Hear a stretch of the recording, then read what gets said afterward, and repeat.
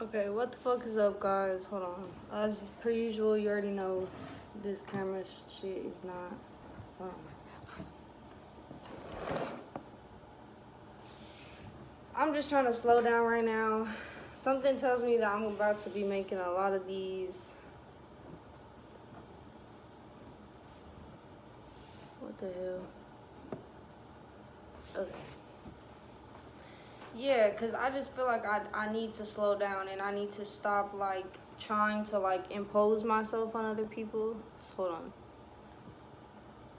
Because at the end of the day, like, it's not my job to control other people, but also, I just feel like I'm gonna be making a lot of these because I'm someone who likes to talk, like in introspectively, if that makes sense, if that's a word, introspective, like someone who's very focused on like changing themselves mentally, physically for the better. Introspective, like I would say that's me, but this camera is still not right. Hold on, y'all. But I just keep on recording anyways because I don't wanna stop the video and make myself do it a million times. But yeah, I got food donations. My body is really fucking tired, like, and sore. But I just feel like, honestly, like I'm just the type of person that doesn't give myself enough time to like debrief and like kind of like take the shit in that has gone down in my life long enough to really recharge and really be at a place where, let me empty this because every time I don't, it give me like a headache.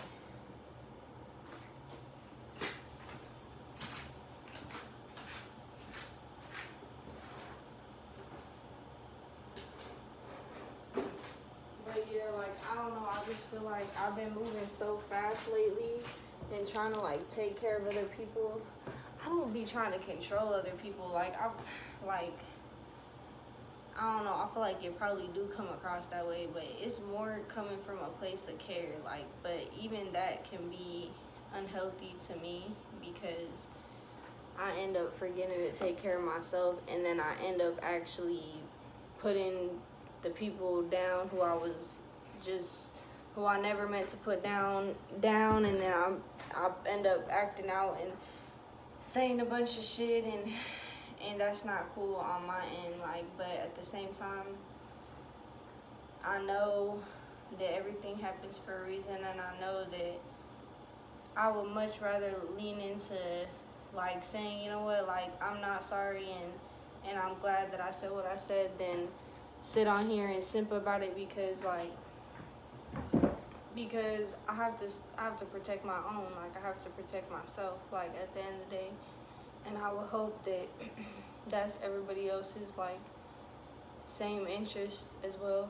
Like at the end of the day, like we have to be in survival mode. Like, unfortunately, the world we live in is not set up for easy success. Like, unless like you have parents that just hand money to you with no conditions. Like, and I wouldn't even want that though, because like I've had parents kind of similar to that, but it comes with a lot of conditions, like a lot of abuse and a lot of expectations to interact with people that I wouldn't want to interact with, and spending time doing a lot of things that I wouldn't want to do, and putting medications into my body that I wouldn't want to take. Like, so me reaching this point in my life where it's like I finally have my own apartment and I'm learning how to set boundaries with people, like healthy boundaries, and I'm learning how to navigate interacting with people the proper way despite my autism and despite how that can kind of be a disadvantage to me at times in social interactions. But most importantly, like, I'm learning how to believe more and more in myself. And I don't know, I think it's like, it's humbling to me to realize that I'm not working a job like I would have thought I would be at this age, or I'm not like graduated college like I thought I would be at this age. Like, it's very humbling to me to have to kind of sit here and be like,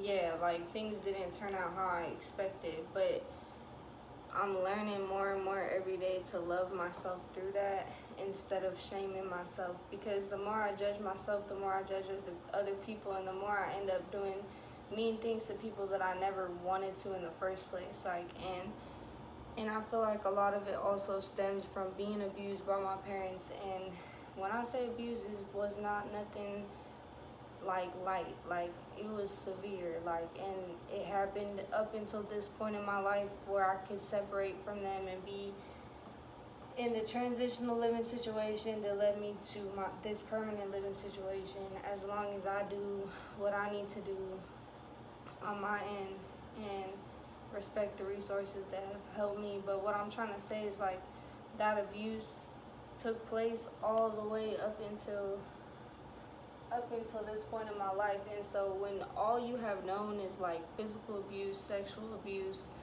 like verbal misconduct and verbal like harassment from your mom and your dad, and then like a really rocky relationship with my sibling, like when that's all you've known, like for me, suicidal ideation has been like the biggest demon I've been fighting as of lately.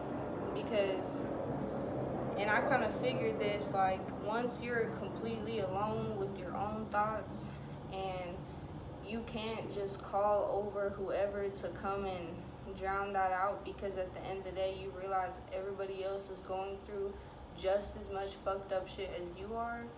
That's when I really begin to feel like humble towards my life and towards the people who I come in contact with my life, because it's too short. Like, life is too motherfucking short to be spreading negativity. Like, it's too short to be living it for anyone else but yourself. Like, it's too short to be selling yourself short, like, for real. Because, like I said, the government, the way that jobs are set up,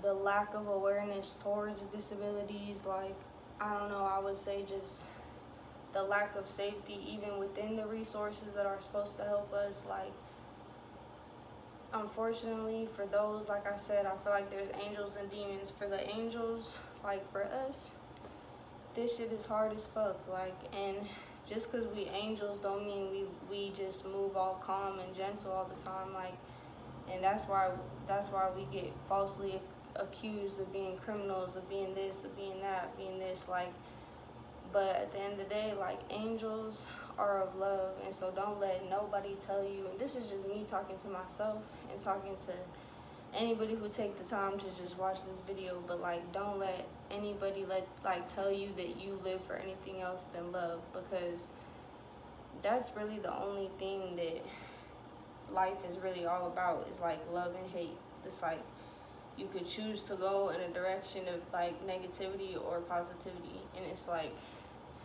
the positive route don't mean that it's smooth and cool all the time, but at least you know, even if you fighting, even if you turn in the other cheek, even if you this, even if you that, whatever you're doing, at least you know you're doing it for love, as opposed to going in a direction like with no purpose, no routine, allowing substances into your body that you normally wouldn't. Like, that is nothing but confusion. Like, sometimes you can't even label that shit as negative, it's just confusing. Like, and it's like, I would much rather choose positivity because it's clear and it's logical. And I think that's the beauty of life. It's like, I was often taught in church to trust God more than to trust like science and stuff like that, but the science is one of the most positive and most, I guess, loving concepts, because it's like it explains biology to the specificities, to the specifics of like your body and how it processes food, and how it's 98 or like 99% water, and sunlight and fresh air and oxygen and breathing. It's like, these are things that the Bible, never taught me. And I had to read the Bible more times than I wanted to. And so it's just like, this is just me coming to a lot of different realizations in my life and sharing it with the world, because I'm not prepared to have no one in my space, and if I do, I want it to be for no other reason than love, like for all parties, you know what I'm saying? But at the end of the day, I really do hope that I would prioritize my own well-being over anything else, and I know that I will, because that's what I've been fighting for this whole time, is to ensure my safety, my stability, my permanent housing. And I can't do that for other people, especially if they're disrespecting me, especially if they're not respecting my boundaries. But aside from having fear towards all that, it's like, I was the one who worked for my spot, and I shouldn't let no negative comment that I heard from my parents in the past, or no negative comment that someone else tried to put on me, change that. And I'm not. And that's me just making this video to say that. And it's like, that may mean that I need to say no a lot of times to people, and it may be really hard, because even the two people I'm in love with have disrespected me and have crossed my boundaries. And it's like, they may even come to me, you know what I'm saying? Like, even after all this bullshit has gone down, and I may have to say no several times before I can say yes. And that's extremely hard. But a lot of women don't say no. They're too afraid to say no, and I've been that woman many times. And it's scary to make a video like this, because as women in a man's world, it's like, God forbid we say something, to a man. We don't want to get slapped. We don't want to get, you know what I'm saying? We don't want to get abused.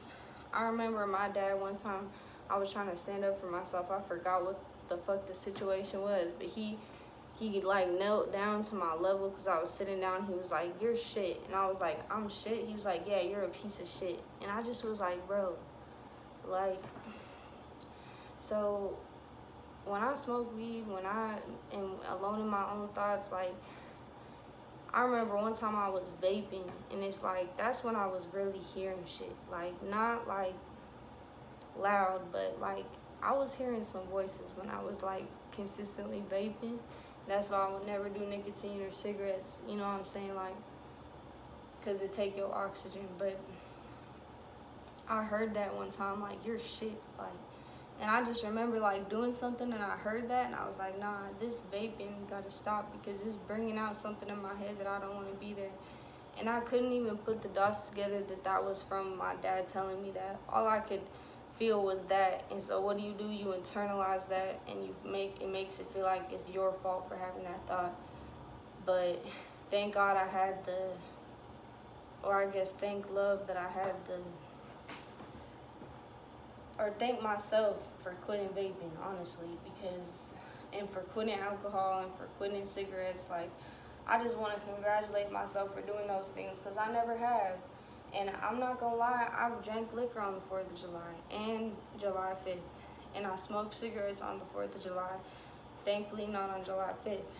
And then July 6th, and I didn't smoke no cigarettes, and I didn't drink no alcohol, and I haven't since that point that I just described. And I just want to congratulate myself and say how proud of myself I am for making my song Miracle Potion, and congratulate myself every day and every moment, because the only reason why I would ever choose to go against those firm and healthy boundaries I created for myself is if I'm not loving myself enough. If I'm giving my love to other people, that's the only thing that could stop me from committing to those boundaries. And it's scary to say those things, because I have love for people that's so deep that I like to throw all that shit out the window. But that is not okay, because I would hate to do some hard drug that my body overdosed on in a second, or change my whole personality on in a second. you know, it could start with liquor and cigarettes and then become something completely different. Like, and I'm only saying this straight to my face in the camera because I love myself enough to say it. Like, and but nah, enough of that negative talk. Like, I know who I am, and I know I'm committed to loving myself and committed to my own health. I am gonna go to McDonald's right now to post this. I'm gonna take like a snack for myself because I did do a lot today physically. And then I'm just gonna take it easy for the rest of the day, honestly. But yeah, thank you guys so much for watching. This is podcast episode 2.